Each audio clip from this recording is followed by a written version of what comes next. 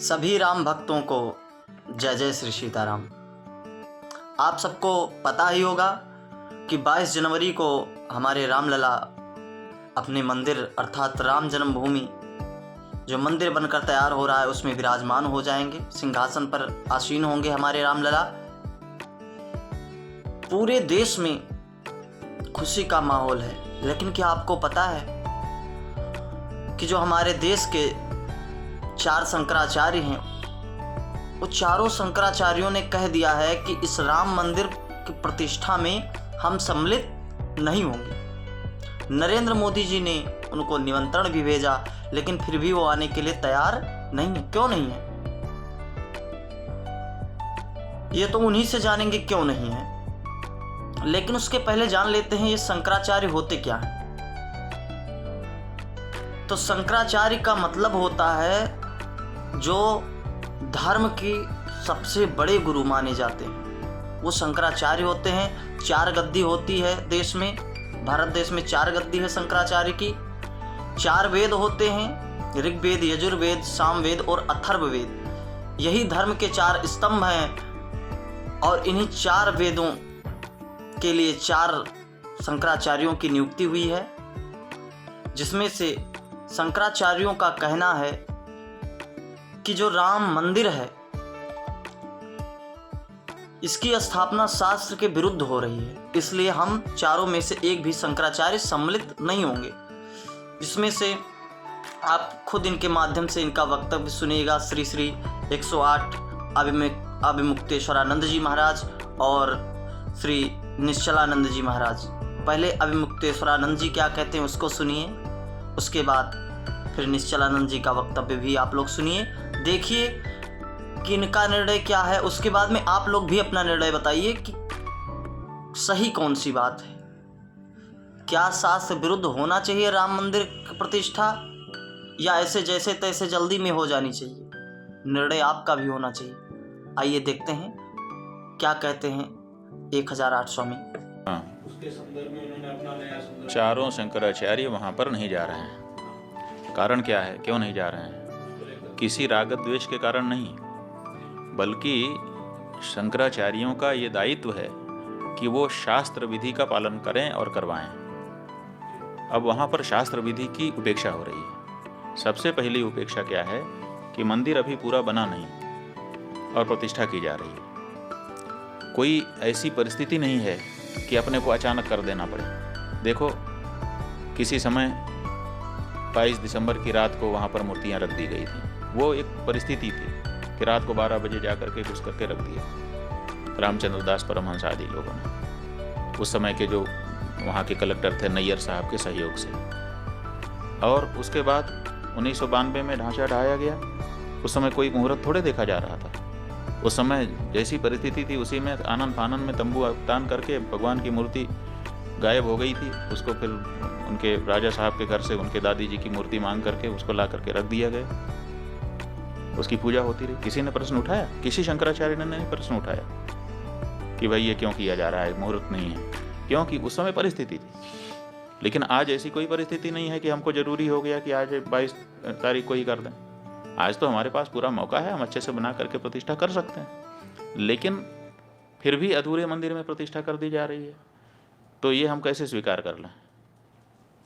ये हमको कहना ही पड़ेगा पूछे जाने पर कि ये ठीक नहीं है।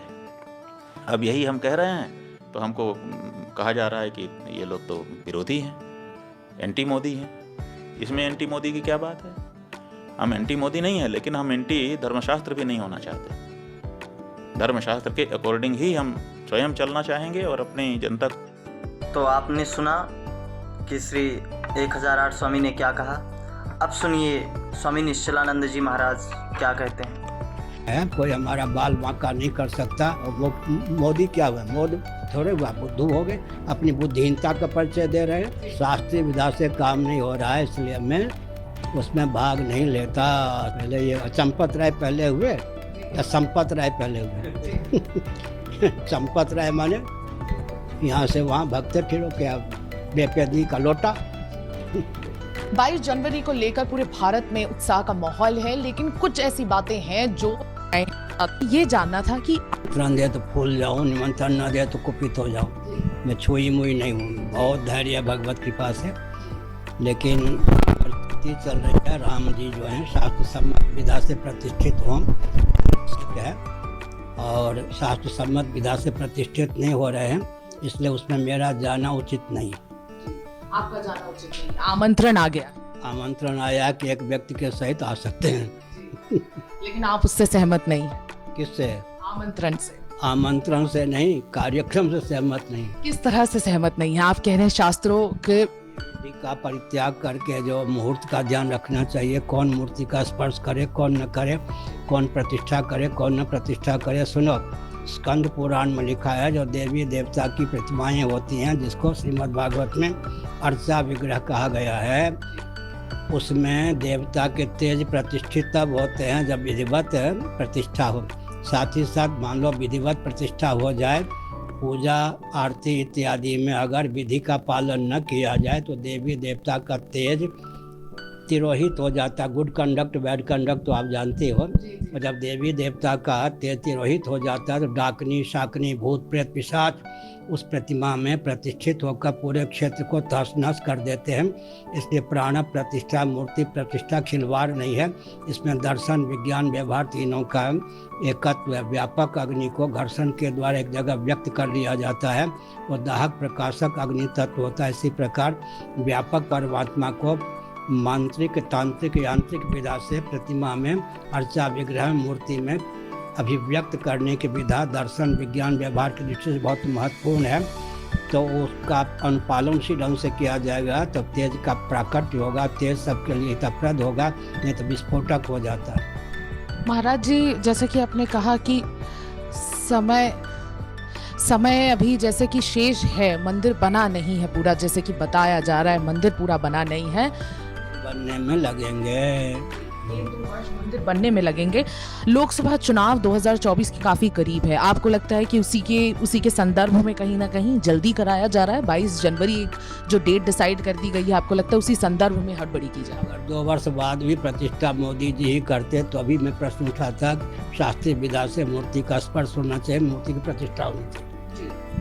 तो बिल्कुल वहाँ पर शास्त्रों का ध्यान नहीं रखा जा रहा है? बिल्कुल नहीं रखा जा रहा है, तो स्पष्ट है इसमें क्या। ये एक चर्चा ये भी है महाराज जी कि कहीं ना कहीं एक नाराजगी है। क्या ये नाराजगी, आप कह रहे हैं नाराजगी नहीं है, हम आपका उत्तर सुन चुके हैं, लेकिन किस चीज को लेकर? आपने कहा शास्त्रों के विरुद्ध है इसलिए आप दूर रहना चाहते हैं, लेकिन विरोध का कोई और कारण? और कोई कारण नहीं है, मैं किसी पार्टी का नहीं हूँ, मेरा दृष्टिकोण जो है बहुत व्यापक है, विश्व स्तर पर है। मैं नाराज होता ही नहीं। नाराज होने का अर्थ क्या है? मैंने पहले कहा, आग जहाँ प्रकट होती है वह उसी को जलाती हुई प्रकट होती है। नाराज जो होता है, क्रोध पर क्रोध करना चाहिए, नहीं तो क्रोध अपने अभिव्यंजक संस्थान को ही जला देता है। मैं ऐसा काम क्यों करूं कि नाराज मैं तो मुस्कुराते हुए सब काम करता हूं। जो मुझसे युद्ध करने आता है उसको बलवान बनाता हूं।